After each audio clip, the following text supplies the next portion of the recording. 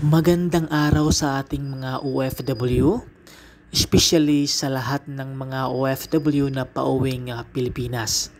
So for today's video mga kabayan ay ituturo po natin kung paano magparehistro sa e-travel gamit po ang eGov apps. So unang-una po mga kabayan ay i-open po natin yung ating Play Store and then search po natin yung eGov Super App. So eGov Super App. So ito na po mga kabayan, eGov PH. So kailangan po natin i-install to. And then pagka-install po, click open.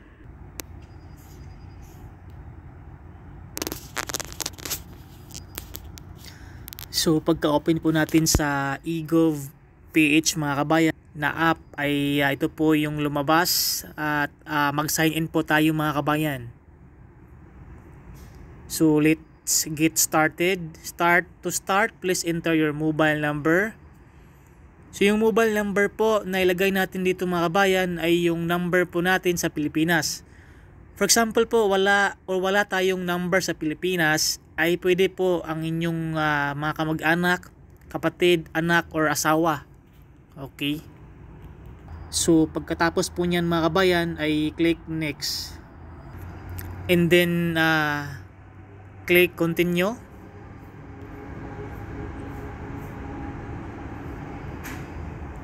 So kailangan lang pong hintayin natin mga kabayan yung one time password.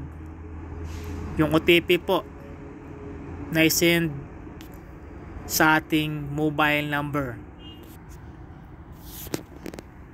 Create your own MPIN.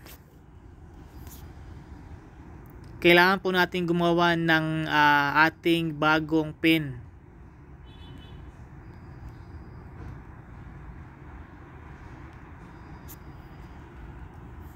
And re-enter yung ating ginawang bagong PIN. Kailangan po match po. Ayan po, congratulations. Tayo po ay successful sa pag-create ng ating account dito po sa eGov PH. So welcome. Kailangan po natin i-verify yung ating account. So verify account. Kailangan po natin i-verify. So step 1, identify verification. Ayan po yung ating personal information. Citizenship. Siyempre tayo ay mga Filipino. Ako po ay Filipino. First name. Yung aking pangalan. Suffix, kung may suffix kayo. Kung senior or the third, the second, kung junior. Kung wala po ay NA po. Then middle name, kung meron kayong middle name. And then kung wala pa kayong middle name ay click po itong box, I have no middle name. So next, last name. And then birth date, month, day, and year.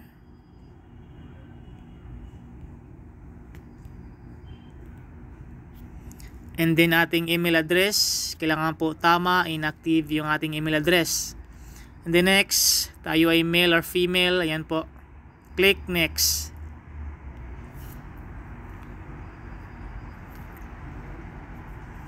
So step 2 out of 3, current address. Please input the correct address below. So input your complete address, complete current address. So country, Philippines. State, province. Yung ating probinsya po sa Pilipinas. So next, city or municipality, yung ating lungsod po. Next, barangay. And house number or building or street name. Lagay ko po dito yung purok. And then address line to optional and postal code optional. Ayan po. Pwede pong ilagay yung aking postal code. Ayan po. So click 6343. Di ko sure. Di ko nalagyan po kasi optional lang po. So click next. Step 3 out of 3, no?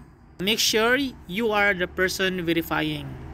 So avoid wearing cap, avoid wearing glasses, avoid using filters. Ayan po. Face mask within the circle, use enough lighting, hijab friendly verification. Ayan po. Tap to launch camera.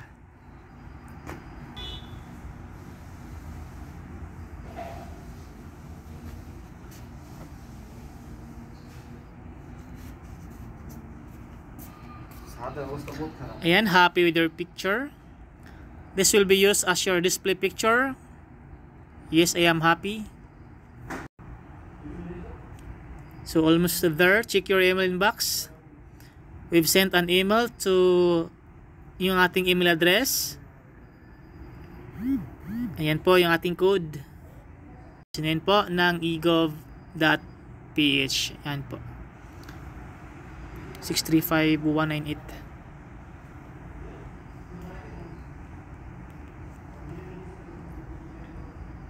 Ayan, congratulations. Tayo po ay successful mga kabayan. You have successfully upgraded your account. Enjoy the egov.ph app services. So okay, click okay. Wow, tayo po ay successful mga kabayan sa ating egov. Ayan po, Philippine National ID or ePhil ID. Ayan po. So click po natin itong home mga kabayan. Click home. So ito na po yung home po ng egov.ph na apps. Okay? I-click itong travel mga kabayan kung tayo po ay pauwi ng Pilipinas. Again, click travel. Dito po sa my left side. So capture your passport. Pwede pong i-capture ang inyong passport or escape now. So para sa akin po, escape for now po mga kabayan. And then next, to continue the following egov.ph app. Information need to be shared within eTravel. Name, phone number, and email address. So click I agree.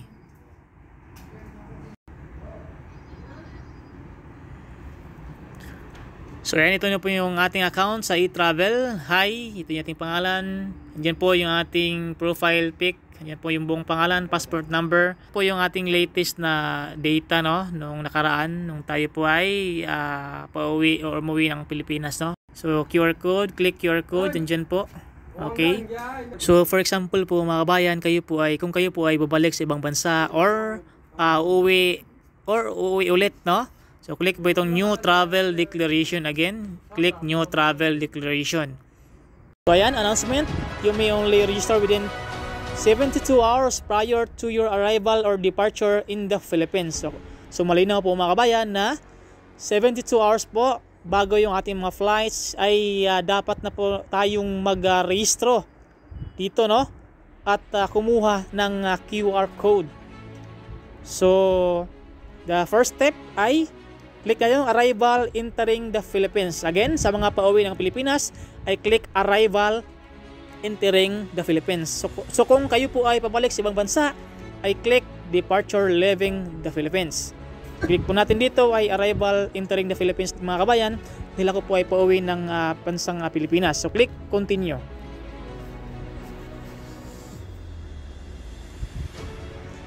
So bale step 3 po. Hanggang step 3 po ang ating dapat i-fill up dito mga kabayan. So na new travel declaration. So step 1, travel details. So Philippine arrival via air. So purpose of travel. So first step, purpose of travel. Ayan po no. Ako po ay returning resident. Again, sa purpose of travel ko po ay returning resident. Dahil ako po ay uuwi ng Pilipinas. Okay? Next, traveler type. Ako po ay aircraft passenger. Ako po ay pasahero ng eroplano. Okay? Again, aircraft passenger. So next, country of origin. Saan pong bansa kayo galing mga kabayan? So ako po ay galing sa bansang Saudi Arabia. Okay? Kung kayo po ay galing sa Kuwait, Dubai, or Qatar, so ilagay nyo po dyan mga kabayan. Hanapin nyo po. Ako po ay galing sa bansang Saudi Arabia. Hanapin ko po ang bansang Saudi Arabia.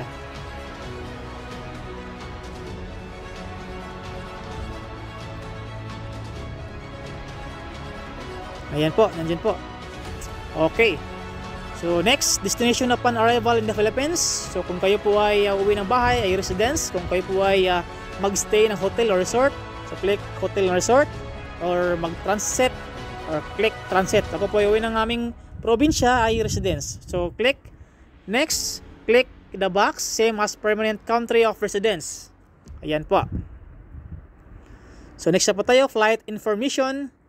Dito po, ilagay po natin yung information ng ating flight pauwi ng Pilipinas. Date of arrival. Okay. Pizza po ng ating pagdating sa Pilipinas. Again, pizza po ng ating pagdating sa Pilipinas. So ngayon po ay 11. So ako po ay darating sa February 14. Okay. So name of airline, ano po ang pangalan ng inyong airline or ng aking airline? Hanapin niyo po or hanapin ko po yung aking aeroplano. So ako po ay Etihad Airways or Airlines. Ayan, Etihad Airlines. Flight number, lagay po dito yung flight number ng aking sasakyan na airlines, Etihad Airlines, so flight EY424. Okay. So automatic na po ang airport of arrival. So Ninoy Aquino International Airport Terminal 3. So dito po seat or bid number, ito po ay optional mga kabayan. Okay, so click next. Okay, so step 2 out of 3, self declaration. So countries work visited and trusted in the last 30 days, ito po ay optional. Okay, so next, have you had any history of exposure to a person who is sick? O kayo po ay naka-experience, no? Na nakasalimuha ng mga taong may sakit. Click po no. And then next, have you been sick in the past 30 days? So kayo po ay nagkasakit sa nakalipas na 30 araw. So kung hindi po, click no. Again. So next, click next. So yan po, ito po yung step 3 out of 3, no travel declaration, summary. Yan po yung ating personal information at permanent country of residence. And dito po sa travel details, Philippine arrival via air, andyan po.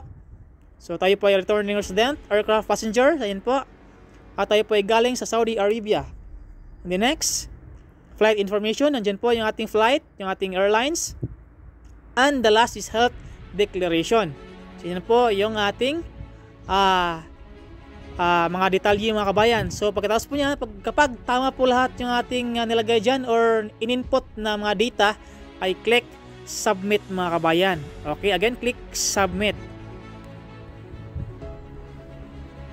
So ayan, congratulations, tayo po ay successful sa pagkuha ng ating QR code. So ito na po yung ating QR code mga kabayan. Okay, yan po yung ating pangalan at nandyan po yung details, no, ng ating biyahe pauwing Pilipinas. Okay.